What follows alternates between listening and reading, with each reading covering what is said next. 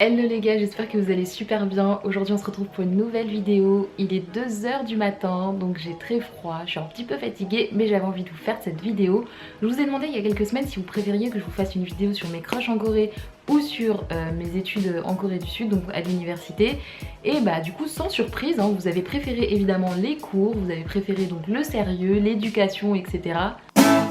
Non, en fait évidemment vous avez choisi les crushs en Corée. Je m'en serais pas douté. Du coup je vais vous expliquer un petit peu ce qui s'est passé en Corée du Sud quand je suis partie, mes petites histoires de crush. Je vais vous expliquer tout ça.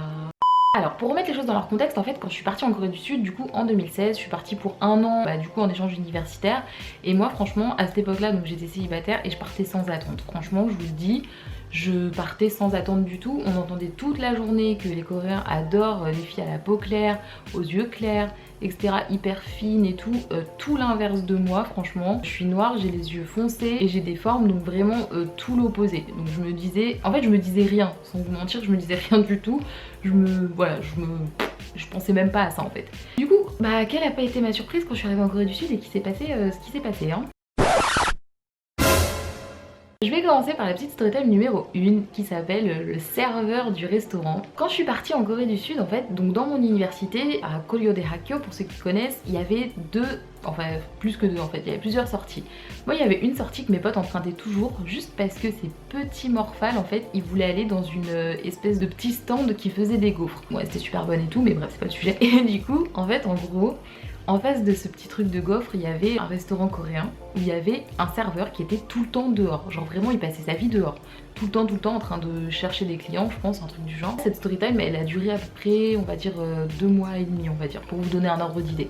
Donc en fait à chaque fois que je sortais avec mes potes à cette sortie là et que du coup on passait devant le stand de gaufres, il y avait ce serveur. Et en fait à un moment donné, je sais pas pourquoi, j'ai commencé à le voir. Enfin au début je passais juste, je m'en fichais, vous voyez il y a des gens dans la rue partout et tout, donc voilà. La rue était hyper resserrée, c'était pas un truc où il y avait des voitures, c'était vraiment une rue piétonne.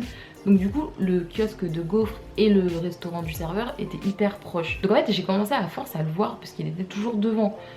Et j'ai commencé à constater que lui aussi visiblement il me voyait bien parce que à chaque fois que je passais en fait il faisait que de me regarder. Et au début je me disais non, bon, je me fais des films ou je sais pas, bref. Bon, faut savoir que des noirs en Corée du Sud en 2016, bon il n'y en avait pas non plus 50, c'est-à-dire que dans mon université on n'était pas non plus majoritaire si vous voulez. Donc du coup je me doute bien que ça a dû aussi l'intriguer, donc il a dû me regarder un peu plus peut-être qu'une personne qui se fondrait un petit peu plus dans le décor. Bref, du coup il me regardait, je le regardais et tout et tout. Et en fait au fur et à mesure des semaines, on a commencé à se faire des petits sourires. Enfin en fait c'est lui, il a commencé à me faire un petit sourire et tout un jour. Je pensais que j'avais rêvé. Donc moi je l'ai pas trop calculé. Et en fait genre je sais pas, peut-être 2 jours après, un truc du genre, il m'a refait un sourire. Et du coup je lui ai rendu, je lui ai fait un sourire aussi. Et petit à petit, jour après jour, semaine après semaine, c'était un petit sourire. Puis après c'était un bonjour du coup en coréen. Et moi je disais à mes potes mais je rêve ou le serveur il arrête pas de me regarder et tout. Donc petit à petit mes potes, enfin vous savez très bien comment ça se passe. Du coup mes potes ils ont commencé un petit peu à regarder et tout, à faire des petites investigations du regard jour après jour et tout, à passer exprès alors qu'on aurait pu prendre une autre sortie, passer exprès devant cette sortie alors qu'ils voulaient même pas aller chercher des gaufres, juste pour vérifier. Donc on continue et tout, et en fait ouais franchement clairement il me regardait. Et en fait le truc qui s'est passé un jour, franchement on se serait cru dans un drama sans vous mentir. Alors par contre petit disclaimer quand même, la vraie vie c'est pas des dramas hein, vraiment en Corée du Sud, enfin j'adore les dramas, je vous fais des vidéos dessus et tout, mais faut vraiment pas prendre ce qu'il y a dans les dramas pour réalité parce que c'est pas ça, enfin je veux dire ça reste des personnes normales, dans les dramas c'est des acteurs, donc faut pas oublier ça. Bref, fin du disclaimer. En tout cas, du coup, un jour, il y a quand même eu une scène qui vraiment aurait pu être dans un drama, mais dans le plus grand des calmes. Je sortais donc par cette sortie en question, par la sortie des gaufres. Il s'est mis à pleuvoir, mais vraiment, mais d'un coup, il s'est vraiment mis à pleuvoir. Donc moi, je sors et je commence du coup à courir un petit peu, mais il pleuvait trop, j'avais pas de parapluie et tout, j'étais trempée. Donc je m'abrite en fait sous le petit kiosque de gaufres. Le temps que ça se calme un petit peu, je regarde un peu autour de moi, j'essaie de voir si ça va se calmer rapidement et tout, j'attends. Je vois le serveur qui était en face de moi, je lui avais fait un petit bonjour vite fait, on s'était fait un petit bonjour mutuel comme d'habitude et tout. À un moment donné, je le vois qui rentre dans le restaurant. Je le voyais, en fait si vous voulez, il était pas trop dans mon champ de vision, genre il est en face de moi mais moi je regardais plutôt par là-bas et tout. Et là je le vois ressortir du restaurant, donc vite fait sur le côté.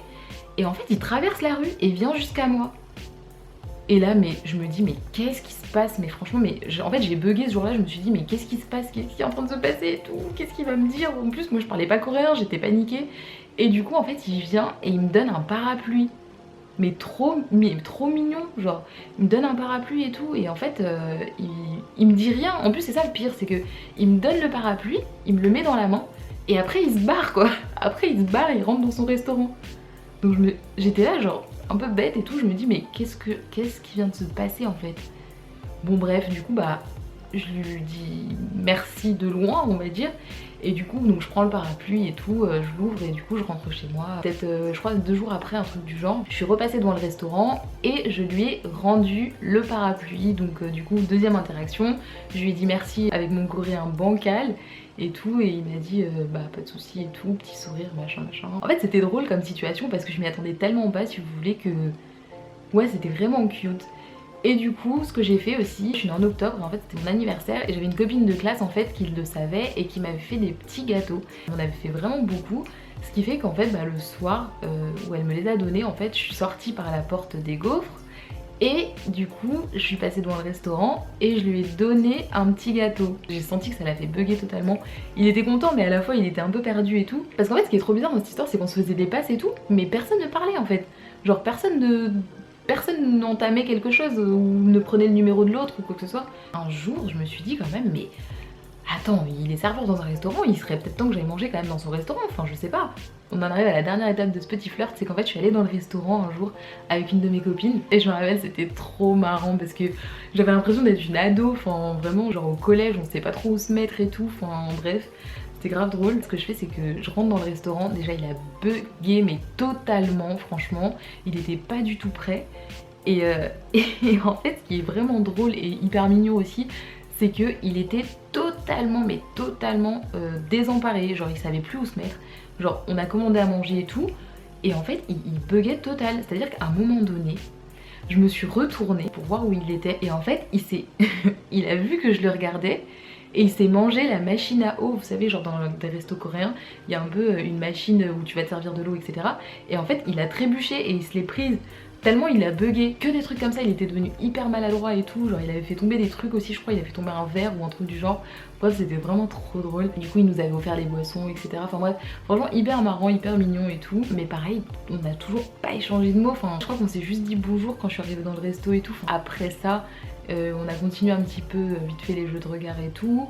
Mais sauf qu'à la suite de ça, moi j'ai plus trop pris cette sortie là pendant quelques semaines. Et je suis revenue genre peut-être je pense, allez 3 semaines, un mois après. Et en fait bah il bossait plus là j'ai l'impression parce que je le voyais plus. En tout cas je le voyais plus ni dans le restaurant ni devant. Donc j'en ai déduit qu'il travaillait plus là et voilà. C'est la fin de cette story time. La deuxième storytime que je veux vous raconter, elle s'appelle Oser en boîte. Ce qui s'est passé donc c'est que j'étais en boîte de nuit avec des potes à moi et tout. Enfin bref on faisait la fête dans une boîte qui s'appelle le HMV qui n'existe plus maintenant, mais qui était à Hongdae et qui était vraiment trop cool. Enfin nous c'était vraiment notre QG. Pour ceux qui connaissent c'était en face en fait du Madolik. En gros le Madolik ça rentre dans une petite rue et tout comme ça. Mais genre dans la rue principale il y avait le HMV. Donc voilà, c'était une boîte où on allait très souvent, on connaissait vraiment à force d'y aller tous les managers, les serveurs, etc. ce que vous voulez. Donc vraiment c'était hyper cool, on se sentait vraiment bien là-bas. Et un soir, il y a eu un garçon que je trouvais hyper mignon. Mais vraiment, je sais pas, en fait c'est trop bizarre. Mais bon déjà il était très beau et tout. Mais je sais pas, il dégageait un truc vraiment, je sais pas, que j'aimais bien et tout. Donc je le trouvais hyper mignon. Et en fait le truc c'est que par contre il avait l'air totalement inaccessible. Moi je suis pas trop une fille qui aime les mecs vraiment inaccessibles à ce point là d'habitude. Mais là il avait vraiment l'air... Enfin personne pouvait le toucher et tout. Genre il y avait lui et en fait là il y avait deux de ses potes devant lui.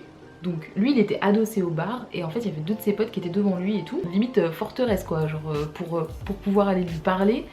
En gros il fallait passer par ses potes quoi. C'était presque ça en fait. C'était vraiment compliqué. Et en fait le truc c'est qu'au fil de la soirée, donc je le regardais un peu et tout, il bougeait pas.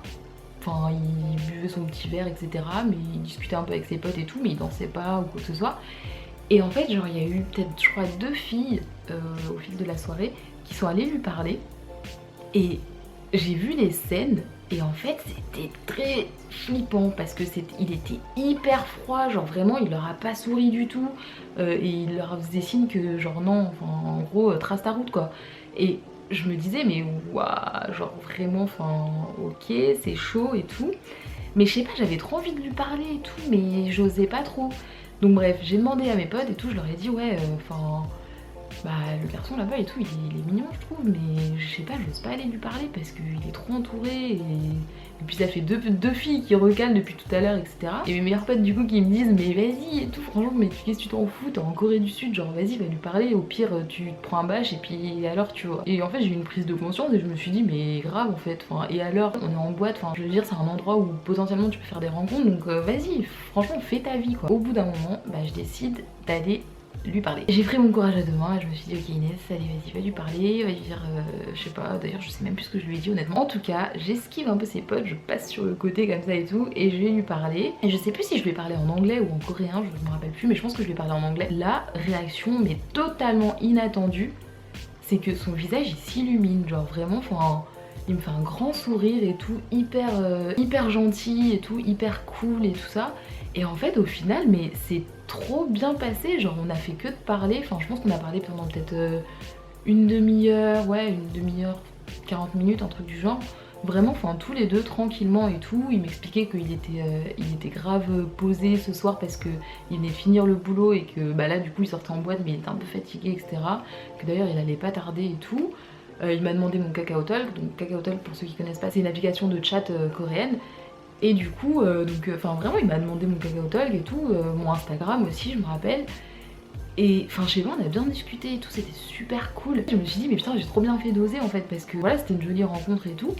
Et le truc c'est que du coup en fait en partant, il a fait un truc que pareil j'aurais jamais imaginé qu'il ferait. C'est qu'en fait il m'a fait un bisou sur la joue. Alors ok, ça peut paraître bébé, c'est-à-dire qu'en France, très classique, un peu un bisou sur la joue. Mais en Corée du Sud, le truc c'est que le contact physique, franchement on n'y est pas quoi. C'est pas du tout comme en France où c'est beaucoup plus facile d'aller vers les gens, de les toucher, etc. En Corée du Sud, c'est vraiment, enfin... Voilà, il y a une certaine distance quand même à pas trop dépasser. Donc le fait qu'il me fasse un bisou sur la joue, je me suis dit mais waouh, ok, genre franchement waouh. Genre vraiment ça m'a hyper surprise. Et donc voilà, c'était hyper cool. Et il faut savoir que donc avec ce garçon là, on s'est revus plein de fois parce qu'en fait il travaille dans un bar à Itaewon, et du coup on s'est revus plein de fois, genre j'ai été plein de fois dans son bar et tout, on discutait beaucoup. Franchement c'était hyper cool de se rendre compte que ouais, juste des fois faut juste oser et tu sais pas comment ça va se passer mais ça peut vraiment être sympa. Et encore aujourd'hui donc on discute vraiment de temps en temps quoi. J'aime bien cette anecdote parce que genre c'est vraiment un bon souvenir en tout cas. Et enfin on arrive à la dernière story time de cette vidéo de mes crushs en Corée, encore en boîte. Il se passe beaucoup de choses en boîte vous savez, mais du coup c'est encore en boîte, mais là c'est pas avec quelqu'un dans la boîte, c'est avec un des visios d'une boîte dans laquelle j'allais. Je me rappelle plus par contre de la boîte où c'était, je sais juste que c'était à Hongdae, c'était l'été 2019. En fait il faut savoir que je suis partie donc en Corée du Sud pendant 2 semaines. Et ouais, ce qui s'est passé c'était assez drôle en fait. Pour rentrer en boîte évidemment il faut être majeur et du coup il faut montrer une pièce d'identité.